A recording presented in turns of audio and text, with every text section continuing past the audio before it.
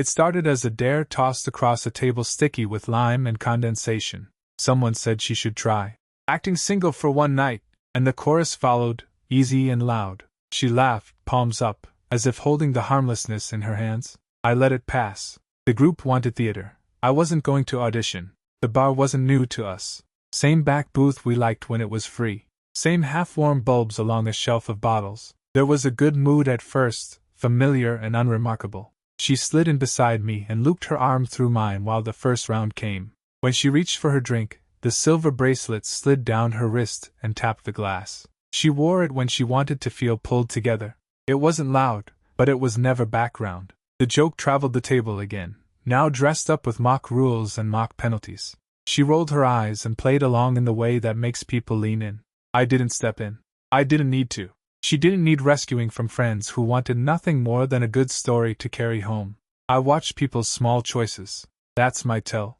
She excused herself from our usual loop of conversation about work and plans and the neighbor's dog, and drifted toward the edge of the room where an old friend stood with his back against the wall. She laughed at something he said, then said something back, a brief tilt of her head that used to be aimed at me in crowded places when she wanted to share a secret. The bracelet flashed when she tucked hair behind her ear, a tiny signal lost under the music. Someone asked if I was okay with the dare. It wasn't a real question, more a checkpoint to keep the game moving.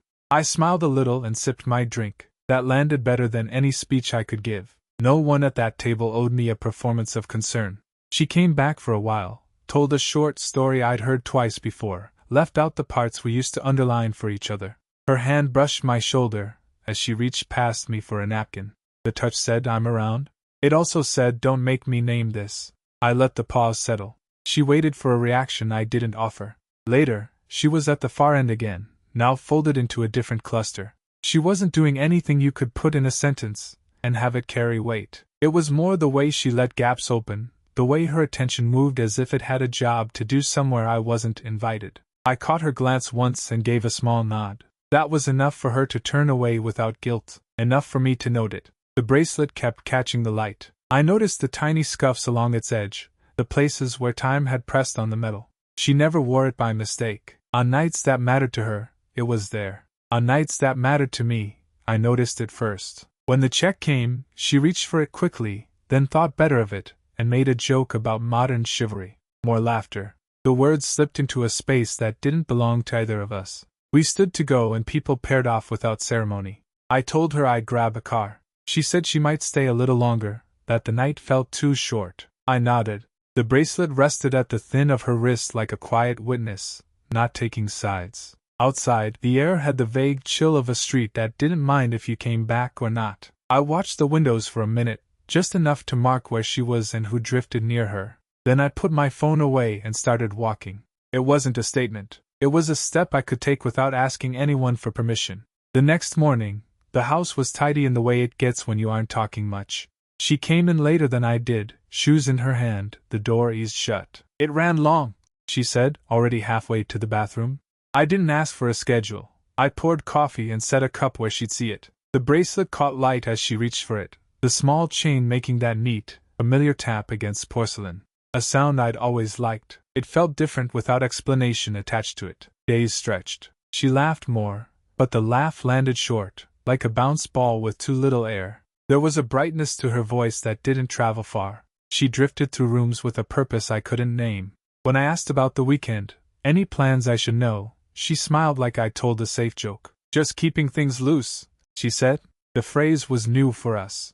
She waited for some reaction. I stirred my coffee and let the silence take care of the rest. At night, the phone lived face down. It used to be an afterthought on the arm of the couch, open to any weather.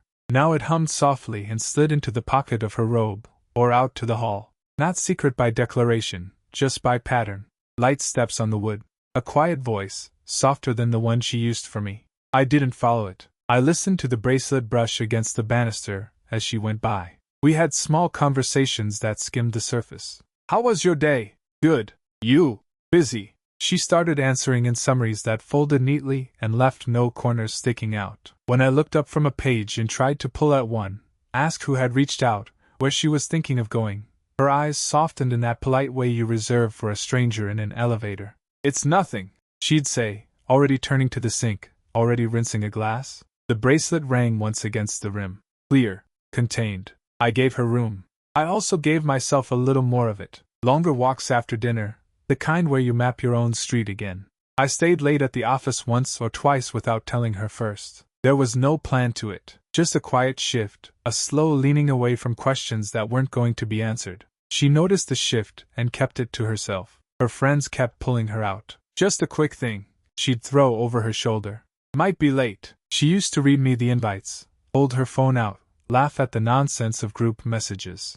Now she tucked the screen under her thumb and locked it out of habit. If she saw me see it, she shrugged. You know how they are. I nodded, and we moved on. Once, dinner came and went without real conversation. The TV filled the space, muted. She scrolled. A message arrived, and her mouth did that small, uncontained smile, the kind that doesn't announce itself. She tilted the screen away by a degree you couldn't argue with, not hiding, not showing. The bracelet rested warm on her wrist, catching the soft lamplight. I remembered the way it had looked at the bar when she slipped a joke into the air and left it there. The distance wasn't measured in feet, it had its own set of units. I caught her in the hallway later, mid-text, when she didn't hear me come around the corner. She jumped, then laughed at herself, then slid the phone into her pocket like she'd been about to do that anyway. You're quiet, she said. I nodded. I was. She waited for me to fill the moment with something obvious. I didn't. It passed. There were still good minutes. She'd lean against the kitchen counter and tell me about a client who'd botched a deadline, or how the city had handled the morning traffic, and we'd trade notes like normal people. Then the thread would slip. Her voice would thin out at the mention of plans. I watched the change and didn't chase it. You learn a lot by not correcting the drift. One night, when I locked up, I saw the bracelet resting in its small dish by the sink. It had been a long day for both of us. I picked it up, felt the weight dissolve into my palm. It wasn't heavy, but it held its shape. I set it back where it belonged. She came in behind me and brushed my shoulder, just enough contact to mark the path between rooms. Early morning, she said, not quite meeting my eye. Same, I said, and we let the lights go out. We were still in the same house, still sharing the same air. But sentences arrived trimmed. Plans got waved off. Messages multiplied somewhere I didn't go. I had evidence without conclusions, and it was enough to change my posture. I let it. I was changing the sheets when a white edge showed itself beneath the frame. I reached under and came up with a folded receipt, still crisp like it hadn't had time to learn the dust. The logo was a downtown hotel we never used. Date, room, a line that said, overnight. No mention of a conference or anything that would make it ordinary. It was the sort of paper you either leave out or never bring home. She had brought it home. I didn't pace. The washer hummed. The dog next door barked once and gave up. I read it again, then once more, and set it on the nightstand where the lamp casts a small, honest light. Facts, inked and uncomplicated. They don't argue. In the bathroom, water ran. When she came out, steam followed and her hair was pinned up, damp around the edges. The silver bracelet sat where I'd seen it last, on the dresser, a small circle holding shape. She picked it up without thinking and fastened it, the sound of the clasp a quick metal click that marked time more clearly than the clock on the wall. She glanced at the bed, at the clean sheet I had already stretched smooth, and smiled like you do when you walk into a room that's been put in order. Thanks, she said. Her eyes slid over the nightstand and then away. Not a double take. Not nothing. She crossed to the closet to find a sweater she hadn't worn in months and comment on the weather like the season had arrived overnight. I kept folding the old sheet, corners to corners, a neat square that would fit on the shelf. My hands did what they were taught while my head arranged dates. The night of the dare. The days since. The way our shared calendar had thinned, small cancellations spoken with a softness that took the edge off the change. Late messages turned face down on the counter. Laughter that stopped a beat too soon. The bracelet making its small sound whenever she reached past me. That evening, we met friends for coffee. The talk found easy ruts at first. Traffic, a new place that had opened by the river, then shouldered around some bend I couldn't see. A story trailed off when I walked back from the counter. Smiles held a polite brightness that didn't reach past the teeth. No one said anything untrue. They just used more filler words and checked their watches more often. I didn't prompt. I let the gap do what it does. Back home, she moved through the rooms with an energy that never quite paused long enough to settle near me. A dish wash that could have waited. A drawer opened and closed without taking anything out. The bracelet caught the kitchen light and spun a small ring onto the wall, gone the second she turned. I took the receipt and slid it into the book on my nightstand, between 2 pages I'd already read. Not hiding it, not displaying it. The paper existed now in the house, the way certain truths do once you bring them through the door. I didn't ask where she'd been. I didn't build a theory big enough to topple. I marked the date in my head and let the silence keep its shape. The week held its breath. She moved through the house like someone avoiding a draft, careful with doors, careful with her eyes. The book on my nightstand kept its page. The receipt stayed pressed between 2 chapters one didn't need to reread. In the kitchen, the bracelet would tap once on the counter when she reached for a glass, then quiet down again. Small noises I counted without meaning to. I ran into our friend outside a market on my way home. We did the usual talk, weather schedules, a joke about the team, his eyes sliding past mine and back again. Then he said it like he was mentioning a movie I hadn't seen. She's been different since that dare. No malice in it, just air moving. He waited for a face I didn't give him. I said, yeah, like he'd pointed out the sky. He nodded, relieved not to be in the middle of anything, and pivoted to avocados. We left it there, 2 men not solving a thing in front of a bin of fruit. That night I found her at the dining table going through mail. The bracelet glinted under the pendant light, a small arc of silver rolling against her skin. I stood at the end of the table, palms on the wood. Can I ask you something about that night? My voice stayed level, shaped by the room. She didn't look up right away. Did you ever set up auto-pay for the gas? She slid a flyer across, eyes still skimming. The old move, tilt the conversation by half a degree and watch it miss. I let the pause settle. You wore that bracelet, I said. You said it was a joke. She touched the clasp with her thumb, not undoing it, just feeling the mechanism. It was, she said. Everybody was being ridiculous. A soft laugh, practiced lightness. Then she reached for her phone. Have you texted Jamie about Saturday? He needs to know if we're bringing anything. Where did you go after the bar? I asked. No edge. No decoration. She put the phone down and folded a bill once, then again, lining the corners. We bounced around. You know how it gets when people lose track of time. She finally met my eyes and held them just long enough to suggest patience would be appreciated. Why are we revisiting this? Because it keeps revisiting us, I said. Not more than that. She leaned back, the chair giving a small complaint. The bracelet flashed, and then dimmed as her sleeves slid. You're reading into accessories now? A smile that didn't reach anything. You were fine that night, and then you weren't. What changed? I let her question hang between us and watched her watch it. She wanted me to fill it with a reason she could organize and set aside. I didn't. She sighed, gathered the mail into a neat stack, stood. On her way to the kitchen she unfastened the bracelet and dropped it into the little ceramic dish with the keys. It made a muted sound, not quite a clink. Do you want tea?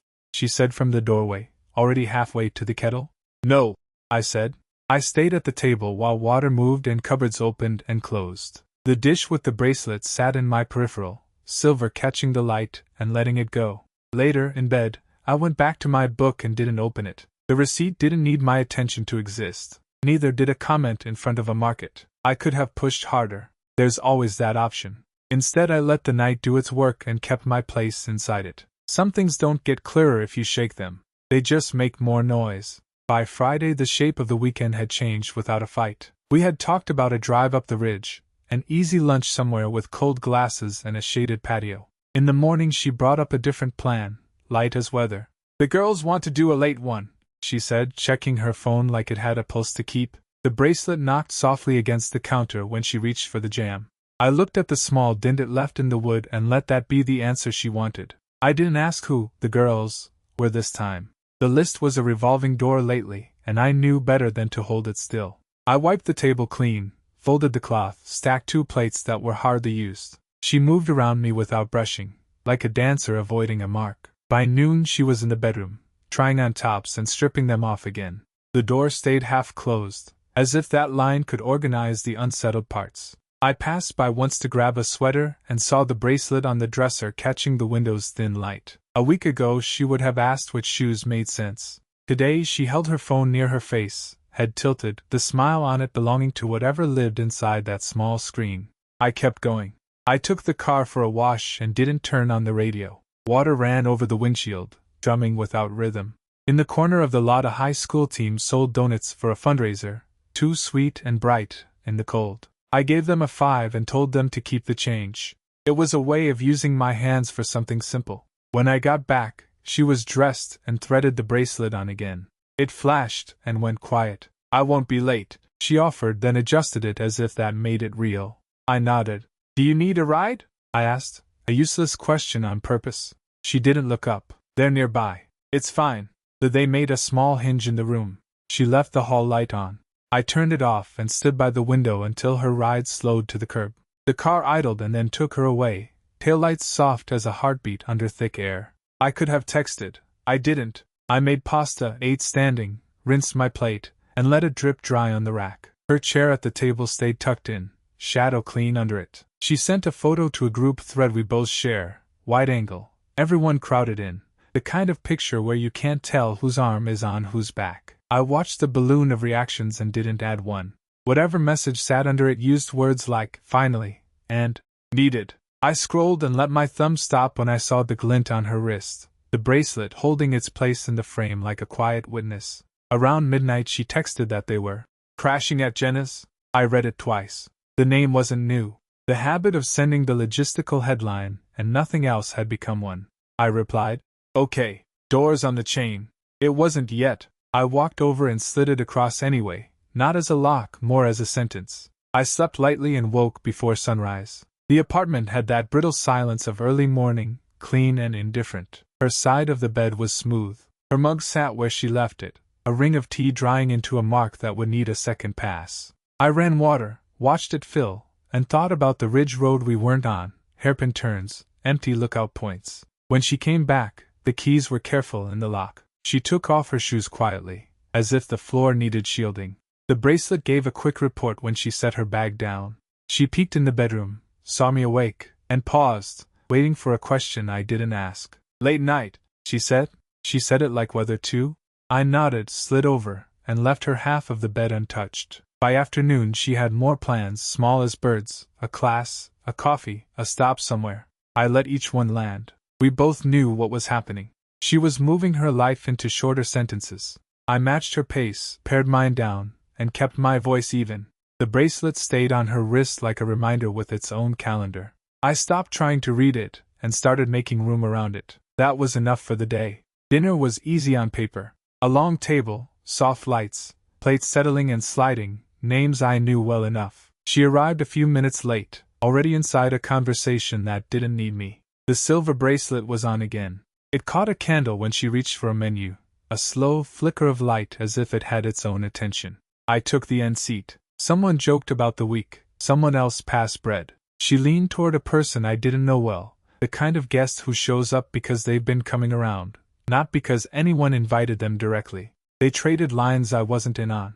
It wasn't intimate, not in a way that would scandalize this table. It was just precise. He knew where her humor bent, and she gave him space to land things clean.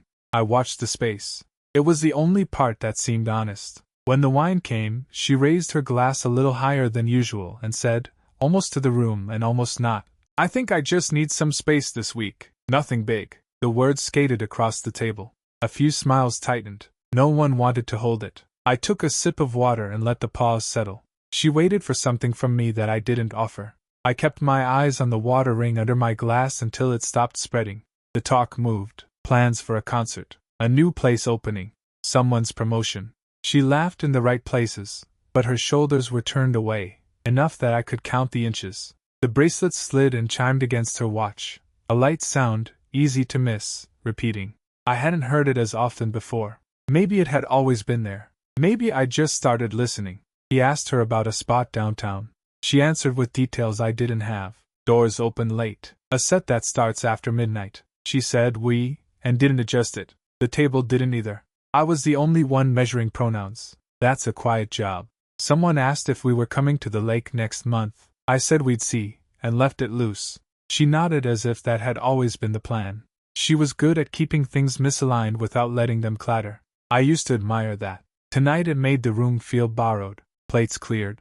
The server dropped checks in a neat line down the table. I reached for ours. She touched my wrist lightly and said, "Split?" It sounded practical, nothing else attached. I put my card down, and slid the check toward her without looking. Good habits can be repurposed. Outside, the air was clean and a little cold. She stood with her arms folded, bracelet tucked beneath her sleeve, only a sliver of silver showing. The others drifted toward rides and trains, breaking off in 2s and 3s. The extra present stayed close to her for a beat, then lifted a hand and left. They didn't need words for goodbye. "You're quiet," she said. "I know. Are you coming to the late set?" She asked it lightly, like she already knew the answer and was offering me the chance to disagree. "I'm heading home."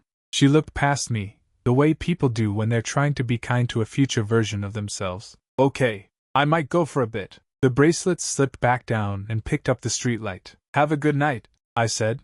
"I meant it the way you mean it when you've stopped asking for more than the surface." We walked to the corner together. At the crosswalk, she waited for my hand and didn't reach for it, and I let the moment pass unmarked. When the light changed, we separated like it was a normal thing. I took the quiet street, the one where the houses aren't trying to impress anyone. I listened to my steps and let them set the pace. The bracelet's sound stayed with me longer than her voice did. That felt like the truest measure I was going to get. By Friday there was another get-together. Same circle, same jokes that have been told too many times. I arrived a little late and found her near the window, glass in hand, the city pressed against the glass behind her. The silver bracelet rested neatly on her wrist, catching the lamp each time she lifted the drink. It made a light sound when she shifted her weight. I had planned my question on the walk over. "Keep it small, keep it clear." I waited until the noise dipped. "Can we talk about that night?" I kept my voice even, like I was asking about a bill. She looked at me, then past me. "This again?" Her mouth moved into a careful smile. It didn't reach her eyes. "We're with friends." "Not now." She gestured at the room with the glass, a soft clink from the bracelet as if it agreed with her. I didn't push. I wasn't here to give anyone a show. I let the pause settle. That's when our friend drifted over, the one who always believes humor fixes things. He clapped me on the shoulder and aimed his laugh at both of us. "Man, you should have seen her that night," he said like he was handing me a compliment. "She really committed to it. Full bit. Like single for real. It was wild." He wasn't cruel, just careless. The words came out easy, like they weren't going to land anywhere. A couple of faces, close enough to hear, turned and then turned away. Someone adjusted the music but didn't change the song. She didn't look at me, just at the friend. "Okay," she said light, forming a joke around it. "It was a dare. Everyone knows that. We're not doing this."